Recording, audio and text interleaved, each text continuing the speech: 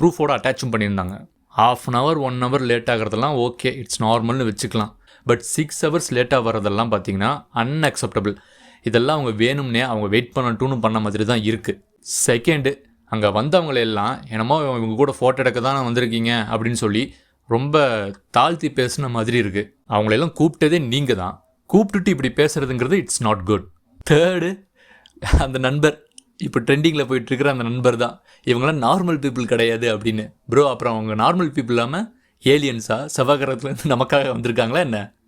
இப்படி ஆக்டர்ஸை கடவுள் ரேஞ்சுக்கு பில்டப் பண்ணி பேசுகிறதெல்லாம் ரொம்ப ஓவர் ப்ரோ. எஸ், அவங்க ஒரு நடிகை தான், டைரக்டர் தான், என்ன தான் இருந்தாலும் அவங்களும் மனுஷங்க தான். ஒரு மனுஷனுக்கு கொடுக்க வேண்டிய சக மரியாதையை எல்லாருமே கொடுத்து தான் ஆகணும். யாருமே உங்களோட மேலே கிடையாது, அதே மாதிரி யாருமே உங்களோட கீழேயும் கிடையாது. நமக்கு சமமாக வச்சு பார்க்குறது தான் சரியான விஷயமா இருக்கும். நீங்கள் அவங்கள இப்படி மேலே வச்சு பார்க்குறதுனால தான் அவங்க 6 மணி நேரம் லேட்டாக வர்றது, இவ்வளோ